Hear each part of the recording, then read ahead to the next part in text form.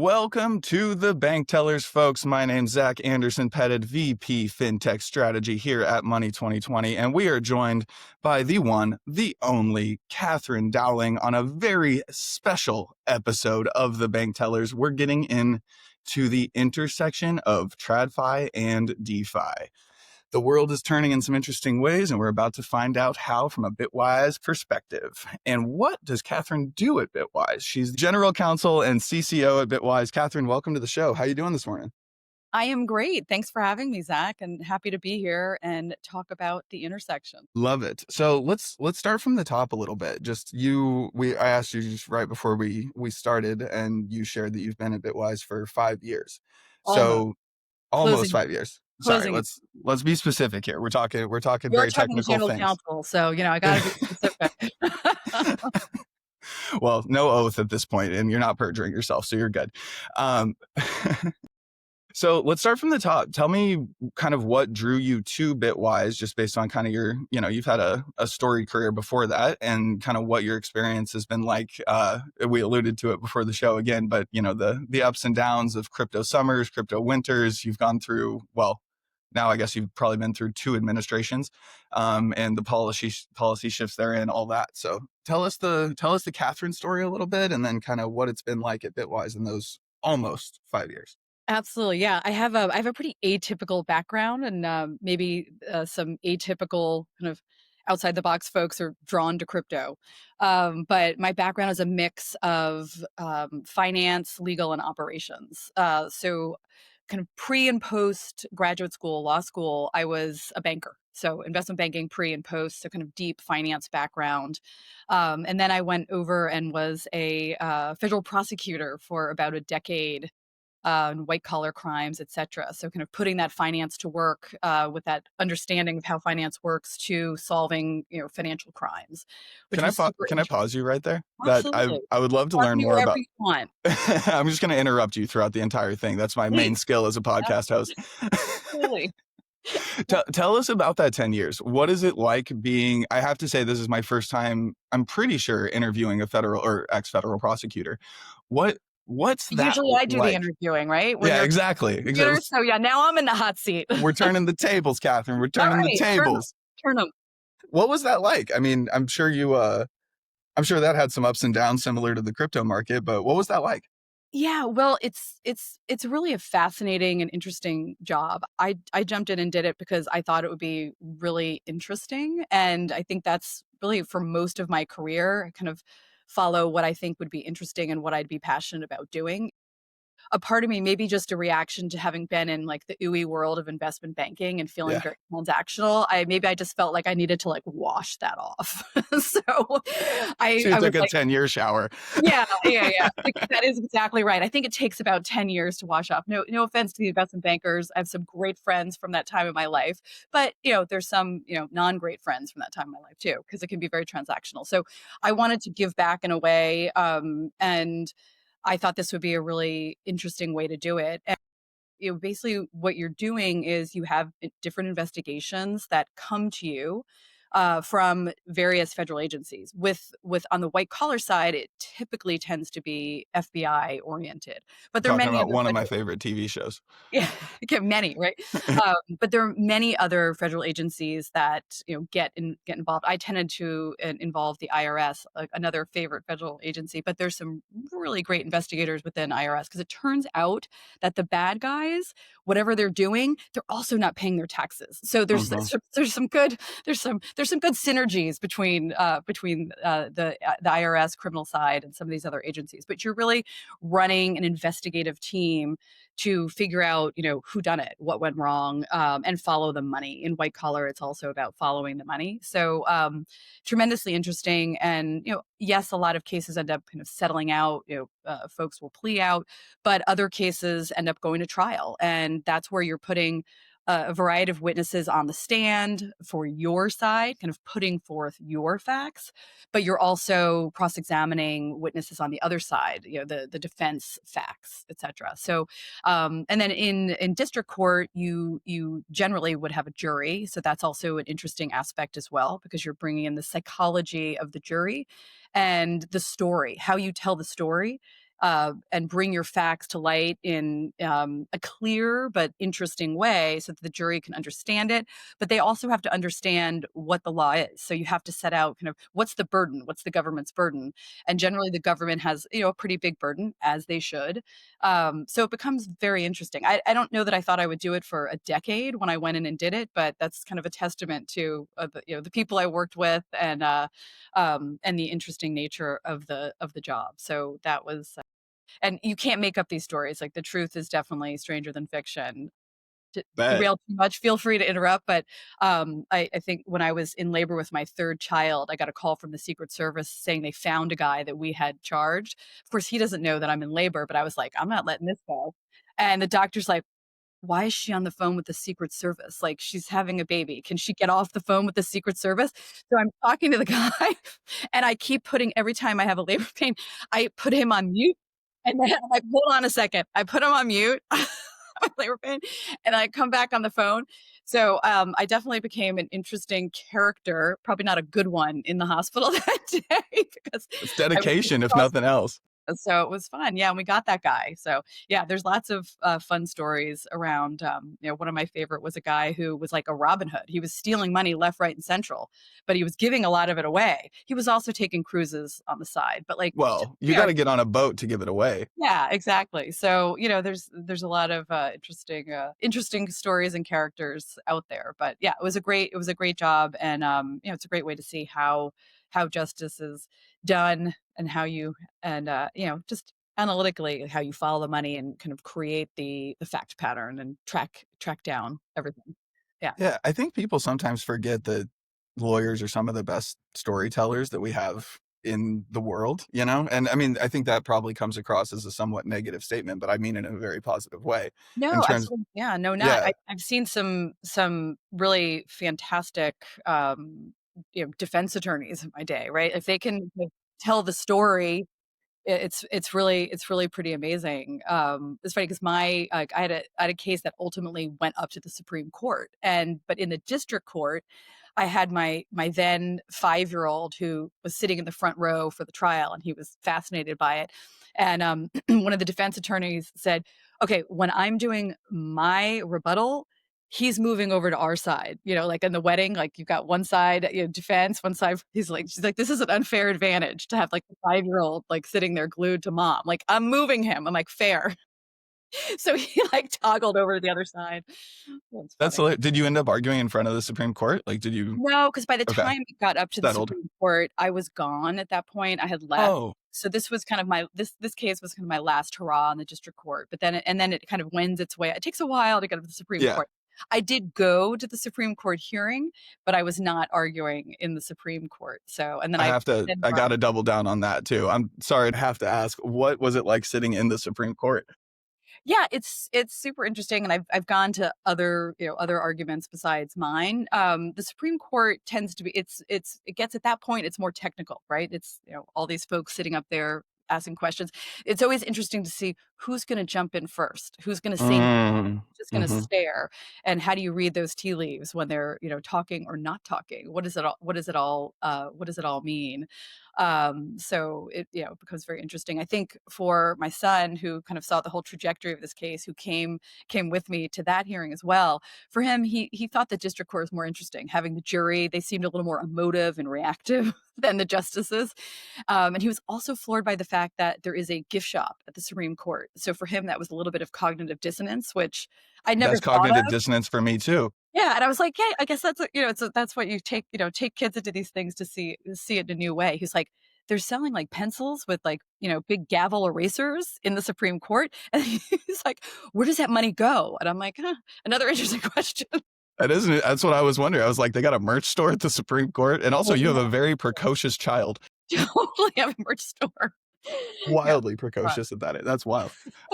Okay, so we'll do a follow-up episode in which I will ask you about your entire legal career because I'm officially fascinated. But let's Absolutely, I've got some stories. I Yeah. love it. Totally. So was the next jump from there over to Bitwise, or did you have another stop along the way? One would think, but no. I went back into finance. I went into private equity for a couple of years, So I had a little trajectory in private equity, and then the jump over to Bitwise.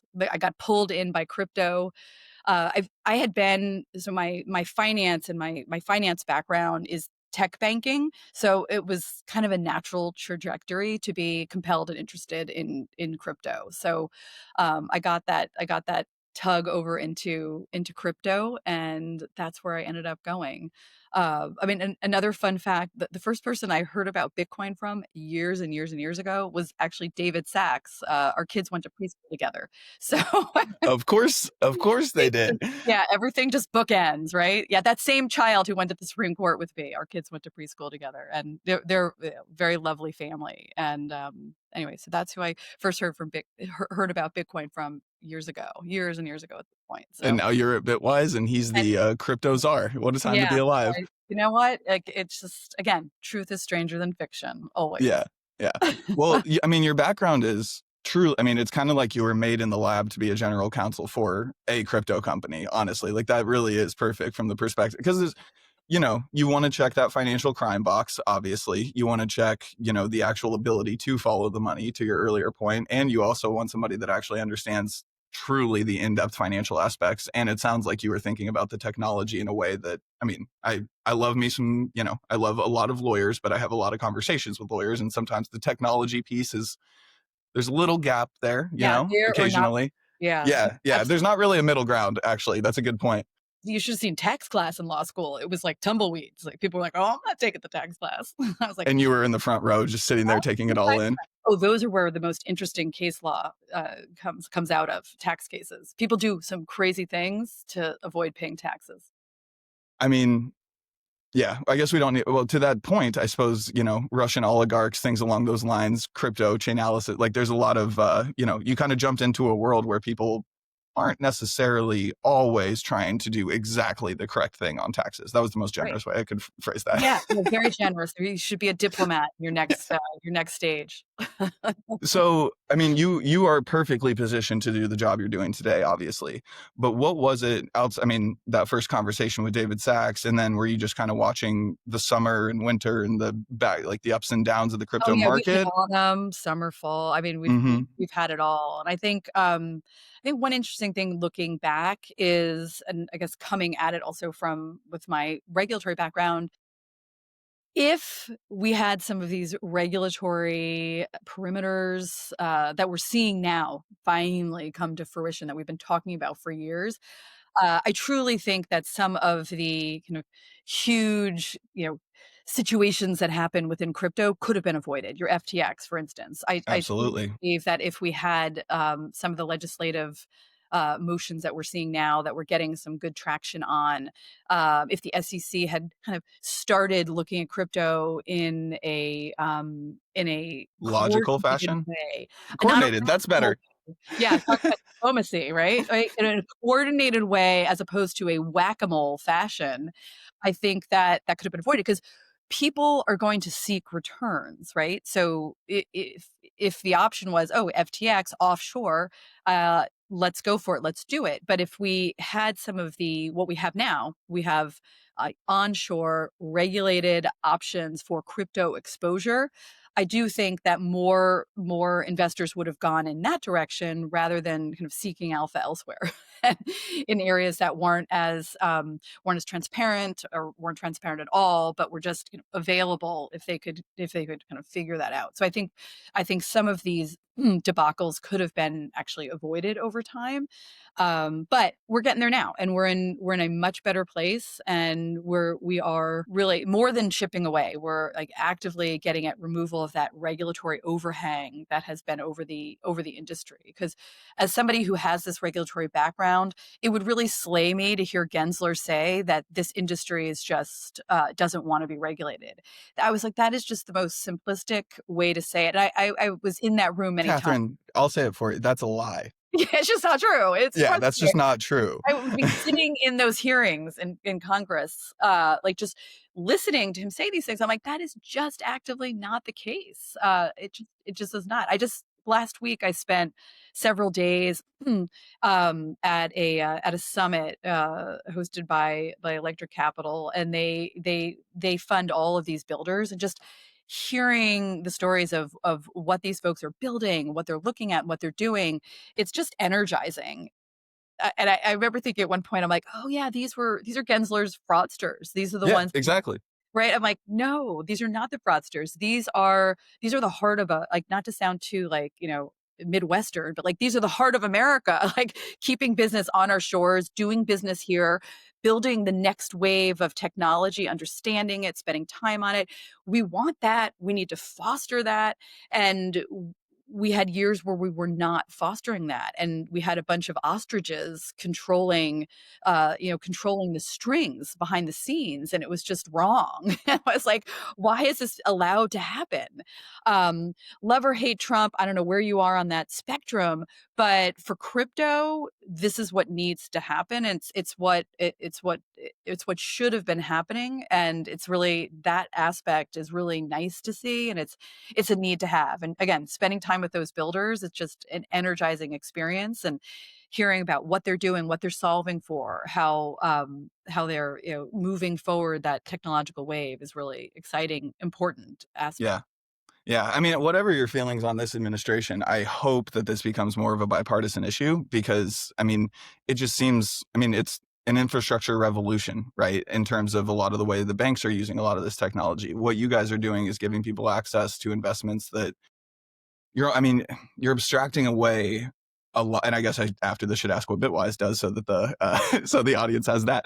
But you're extracting away so much of that complexity and giving the average consumer the ability to actually get invested in a market that they're interested. I mean, it's like kind of the definition of American values in a lot of ways, which now I mean, I'm sitting in Kansas City, so I guess I can sound a little bit like a I have to Midwesterner say, at the moment, but I love Kansas City, so it's a Kansas great City's spot to good, be. good town. Yeah. So let's go there next. So what is Bitwise, I suppose, now that we're, whatever, 17 minutes into this? Sure. So Bitwise, we are a crypto asset managers, and we are a crypto specialist. So all we do is crypto. Any products that we create, any investments, any bespoke solutions, all have crypto at the core. Our true heart is as a research organization. We create research. A big swath of our team spends every day talking to institutional investors about how crypto works, wherever they are on the crypto spectrum, whether they're learning in the 101 category or whether they're in like the 801 category. We have folks who are doing that. That is what they do day in, day out, trying to help some of the institutional investors figure out how to unlock crypto exposure and figure out what the right product is going to be in crypto for their client base, whatever their client base is, right? So, but that's kind of our connective tissue is with the institutional investor. So we have products on the spectrum from private to public. We have alpha strategies, hedge fund space, and then we have SMAs where we work more one-on-one for solutions for folks that are trying to increase their crypto exposure or figure out how best to manage their crypto exposure.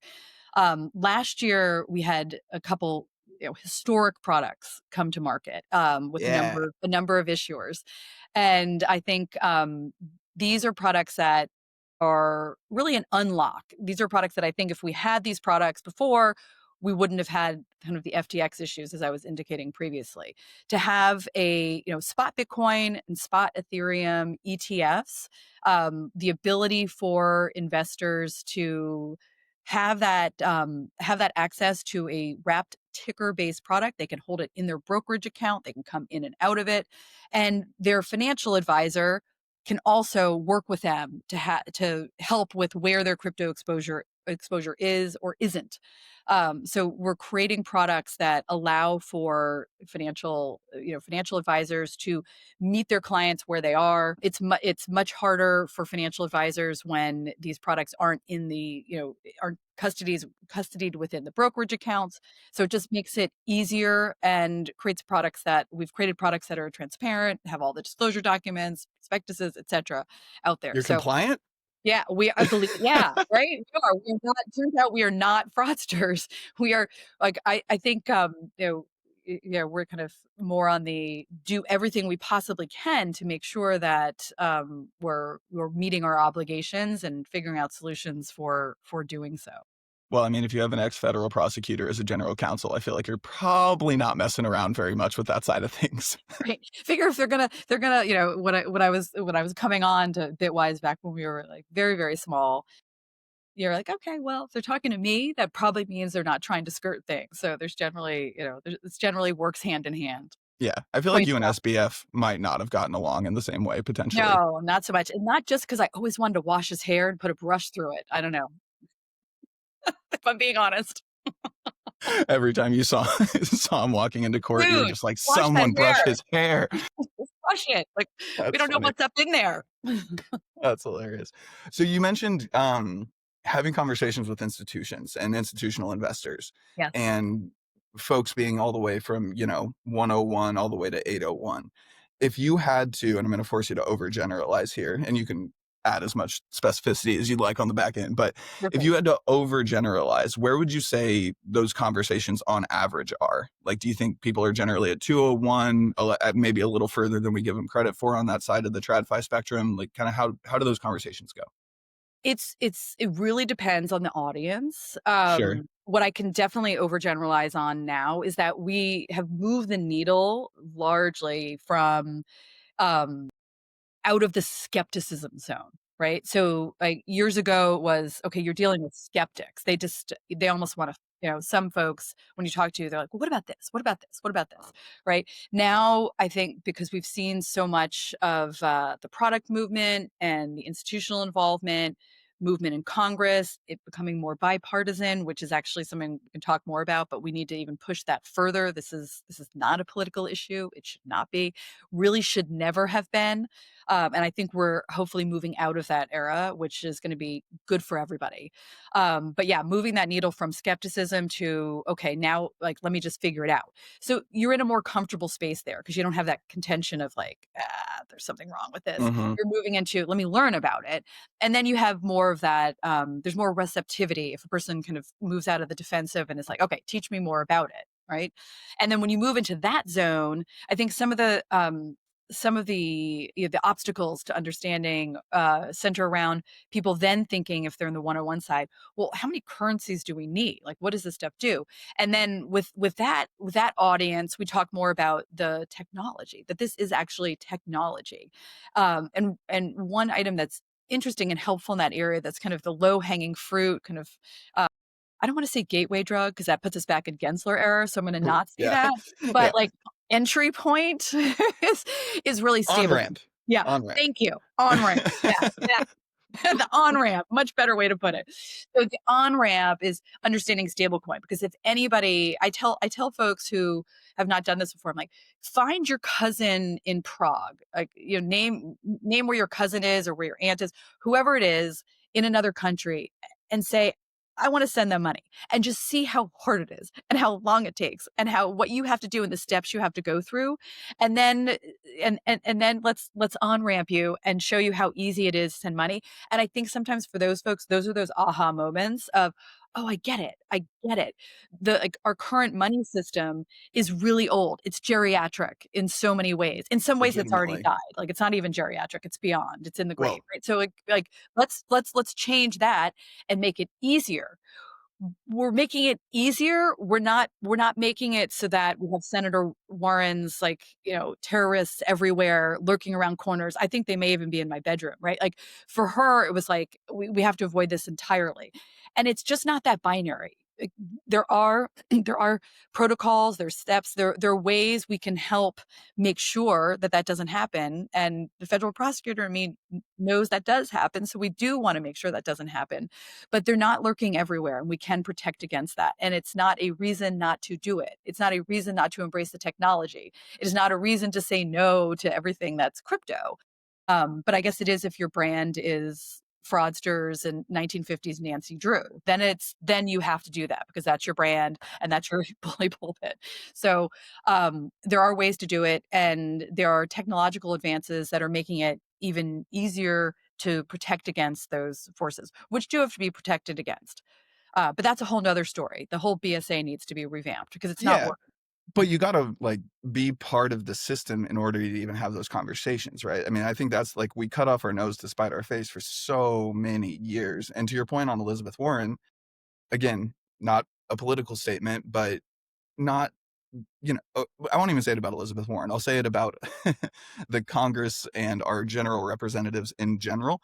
Not the youngest group, right? And if you think back about like even just Mark Zuckerberg way back in the day, like when Meta was not Meta and it was Facebook, it was, a good number of 70, 80 year olds kind of parroting literally what their like children or grandchildren had said to ask him questions about how Facebook even works. So the idea that they were going to understand DeFi or understand, I mean, the inner workings of this candidly very technical and convoluted soup, like as if that was going to happen. So I do think, I mean, this whole thing is very like, again, not important in terms of which direction you're leaning on the politics, but it really, politics matter a lot in this They do conversation, I matter a think. lot. They do Yeah. matter a lot. And like, all of these politicians, crypto is one thing they look at. Because I spent a lot of time in DC. We work with a variety of nonprofits that kind of push the policy, create the research materials to help get members of Congress to a level of understanding, because you have to understand it in order to create the legislation that makes sense. You'd hope so. And you have to get on the you have to get that mind share in Congress in order to kind of push that agenda. And that's been taking place over the last few years. And that's been what we've seen is a big change in the level of understanding, which is tremendous. But there's still a number of folks that don't have an understanding. And you're right, like it is a different age group that we're dealing with. And the hope is that they look to and want to embrace this technology. And there's so many of them that actually do and are getting to a better level of understanding of crypto.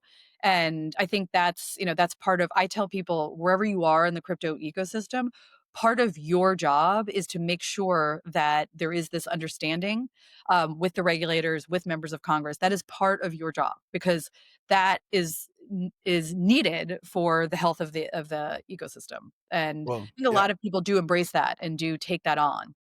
I mean, to your earlier point on storytelling and just one of our points on storytelling, I don't remember who said it, but that's that narrative and us constructing it in a way that actually allows Washington to understand the direction of it. And I think it truly was just like not even thought about and just a scary thing. And nobody even, dug to that second level to understand how it could be positive. So I think, Yeah, and like telling those stories and making it so that the members of Congress understand that there are real people, real businesses.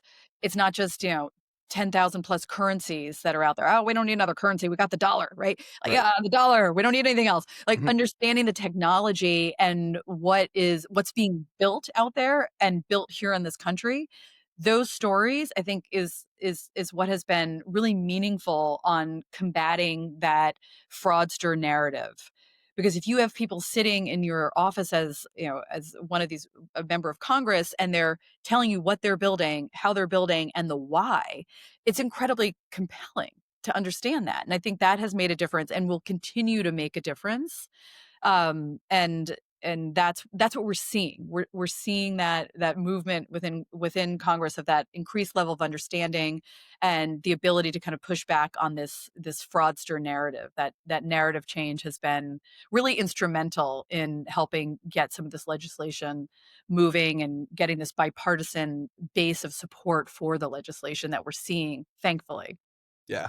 No matter your politics, it's a wildly exciting time to be alive in crypto and fintech for It's sure. yeah, I mean, yeah, because I told you I was at the summit last week and I was meeting with all these builders and like just re-energizing. And in the middle of that, I was in a policy session and we had some folks from DC on the line that are, working with members of Congress, and an Atkins speech drops. And I was like, I'm reading it and listening, and I'm like, it actually felt like a surreal moment. I was like, this is the leadership that we needed. This is what we needed to happen to make sure that we have somebody who's willing to embrace the technology and not toss it over to other countries. Like I joke when I speak to crowds, I'm like, look, Dubai has tried to take our Gulf. Can we not let them take our crypto?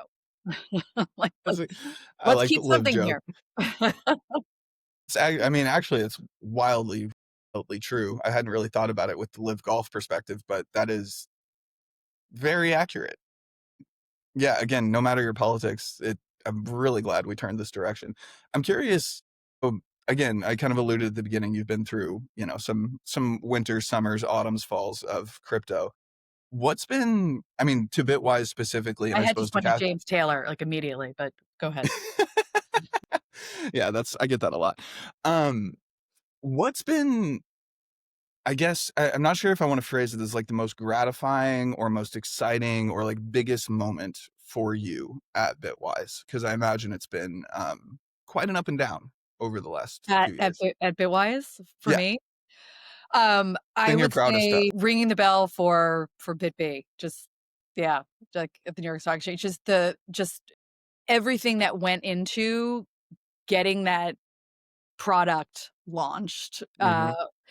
The lead up, just 6 years in the making, and which people at Bitwise working on this before Katherine Dowling came along, but being part of that team at Bitwise and knowing how closely my team worked together and how beautifully they worked just was really a gratifying moment. Just kind of seeing like Bitwise being able to do this as the crypto specialist, the one who has been behind these products before some of the big guys that do a lot of other things came in the space. I mean, I joke when I'm on panels, and we're all friends with the people, but I've been on panels with some of our competitors, BlackRock, Fidelity, and I'll joke, I'm like, welcome. I'm glad you guys could join us, because we're the veteran in the space. Like we've been doing this for a long time.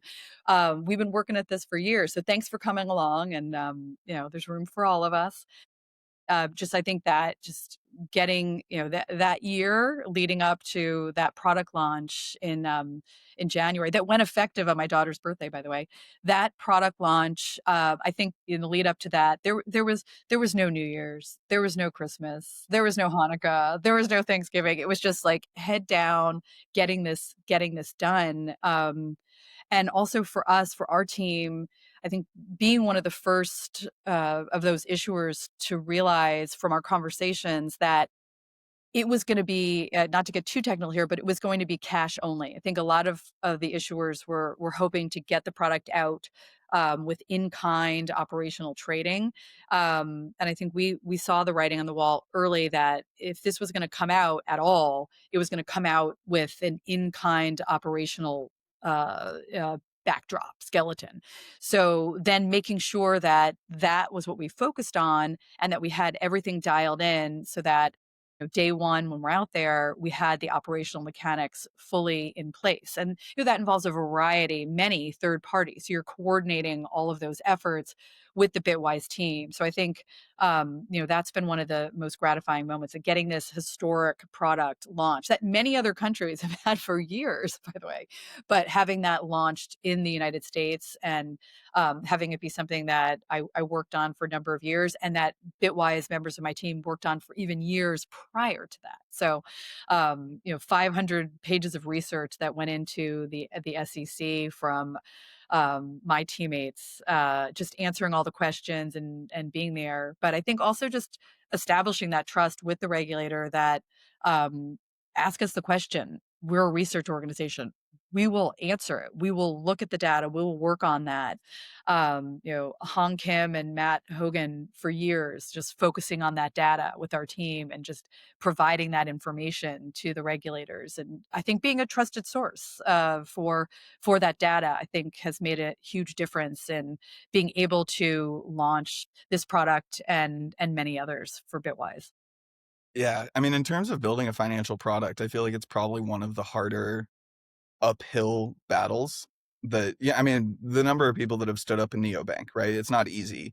Number of people that stood up a payments company, it's not easy, but like the licensure and everything else associated is pretty much straightforward, right? I mean, it's like those regulations have existed for a while. You might need a money transmitter license. Like you can you can get a lot of that handled pretty quickly, and it's not cheap depending on how many of them you want to do, but just the amount of back and forth. And also, I can't imagine, we don't have to talk about it, but I can't imagine just outside of you, the legal fees that you all have probably like racked up just working with external lawyers and counsel Okay, on both Zach, that's the sides. funny part because this is all public record. Oh, You okay. Well, go ahead. you can go back and look at like the 19 before process of the lead up to launching, spot Bitcoin spot, because once you have a 19 before filed, each of those meetings with the regulator is in the record. So if you look back at the record, you'll see, you know, you'll see Katherine Dowling and Teddy Fusaro going into the SEC, the two of us, and working with them and walking in, because I was a federal prosecutor, as we discussed earlier on. I know, like, you might not have like markers that work for the whiteboards in the government offices. So, like, you know, Teddy's got them in his pocket when we walk in there, so that we can diagram stuff. If a question comes up, we can diagram it, which we did. We diagrammed operationally how this works. So you can then look at the record and you can see some of our competitors walking in with like 10 lawyers. Yeah, it's like they're the name, they're listed. Like, the names are listed. You'll see our team, and not because we're cheap and didn't want. It's because we were walking in there to answer questions. We knew we live this, Yeah. we breathe this, we are operationally doing this day in, day out. We're just there to answer the questions. If there's any more data questions, will involve larger portions of our team. And I honestly think in any environment I've ever been a part of, that smaller group, as long as you have the content and the expertise and you can walk and sit at the table and answer those questions, you don't need a whole troop of people, lawyers or non-lawyers. I think the more people you put in the room, the less you get done. And The that's more that's awkward it gets. that, and the more awkward it gets. And then people don't want to ask questions. You don't want to ask questions if you're being stared at by 20 people. I don't care who they are, right? You want a smaller group, SWAT team, right? Like, so I think if you could look back at the record yourself and you can see the groups. And I remember I would look at that, I'd be like, whoo, that's some bank that they're paying this law firm or that law firm. And that's just not how we roll. And it was not how we needed to roll, because, we can go in there. I Teddy could just diagram operationally how this works and how it's supposed to work, and that's what we needed, and those were the questions that we needed to answer, and that's what we did. I I am wildly happy to be proved wrong on that, because I think that's like the best. I think that is the best pitch for a highly qualified badass general counsel that I've ever heard, right? And like Well, having and my having a team, chief right? compliance My officer operational team that could and the yeah, do it the too. and They well, but know. that again though, that's the thing about having a badass chief compliance officer, badass legal counsel or general counsel, I should say. Like, you're open to that conversation with the technical side, right? Like, I've been inside of banks or I've been inside of fintech companies where the team, the engineering team will go in a corner, build something with requirements that maybe didn't go through the general counsel, maybe didn't go through the chief compliance officer as they should have, especially back in like 2000 when we weren't really talking to regulators quite as much in the fintech space. And those things would just go absolutely nowhere. But if you actually kind of get the right people in the room from a legal and compliance perspective, day one, day two, I mean, I think that's a very good like proof in the pudding version of one, how you save an unbelievable amount of money. Like, I can't imagine what 10 lawyers walking into the SEC I cost know, in I the was, first like, place. adding that up. I'm like, "Oh, wow." Yeah. And that's just the meeting. Like, they had the pre-meeting, they had the post-meeting, they had the lead up to the meetings, and yeah, Yeah, it's a they're lot. billing some hours. They're Woo. billing Yeah. some hours. Yeah. So I think that's a wonderful, wonderful way to kind of put out there like how important that aspect is. And I'm curious, and we'll kind of wrap on this. If you had to kind of give advice to somebody that was maybe thinking about wanting to end up in your shoes eventually in a general counsel role, or, just be a lawyer in crypto, I suppose, to overarchingly generalize, what what advice would you give? What do you feel like are like the important places to kind of pay your dues? Or could you come out of law school and jump straight into one of these companies and really be able to, run? You absolutely can come out of law school and jump in if you have the right, like, fabric, the right DNA. And by that, I mean curiosity and open mind, being willing, and it's actually how we hire at Bitwise. Having an open mind, being open to asking the questions, to knowing when you don't have the answers. I think the most dangerous type of folks in any industry are the folks who pretend they know, and they're just really, truly, they're just afraid to ask the question. If you're afraid to ask the question, you're never going to learn. Like, you have to be able to put it out on the table. Wait, could you walk me through that again? Because I didn't get how that flowed. And if you can't do that and you're afraid to ask the questions, it's probably not your area. 100%. And Move willing to too go find quickly. your own answers too, right? I mean, like Yeah. if you're interested in getting involved in a crypto company and you're a lawyer and you haven't set up, or just played around with setting up cold storage or, whatever it is, like there's just the amount you learn just setting up a Oh wallet yeah, alone. tinker and dabble. Yeah. Yeah, Yeah. absolutely. Yeah, I love that.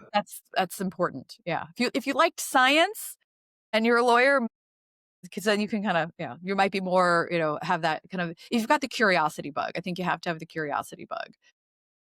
Yeah. I think Yeah. that's what I The would say. willingness to add dumb questions and be curious, I think, is a superpower in a lot of ways. Like life's just not as fun if you just want to be smart all the time.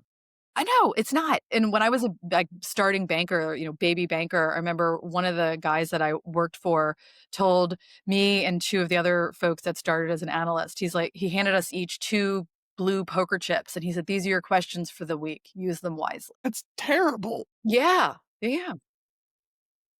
I had literally the opposite. I was very lucky to work at a community bank here in Kansas City where I got to spend a ton of time with the CFO, COO, chief deposit officer, CEO, and just like I could ask the dumbest questions. I mean, I was just like, what's a DDA account and how's that different from FBA? And they just go to a whiteboard and give me 20 minutes of an explanation. And like without that, I don't think I'd know shit. Exactly, right? So you have to go seek who will give you answers, and I think that's another part of it. If you're in an environment, where you need the answers, just you gotta know who you can go to, and hopefully you're at an organization where that's everybody. Yeah, That's the exactly. goal. Exactly. Well, reading between the lines, it sounds like Bitwise has a very learning oriented and curious culture. So I love that. And Fantastic. thank you. I really appreciate the time. I think curiosity is a wonderful spot to end. And we're going to have to do a follow up with how quickly things are moving and how the world is ebbing and flowing. I'm here for you. I love it. All right. Thank you, Catherine. Thanks for having me.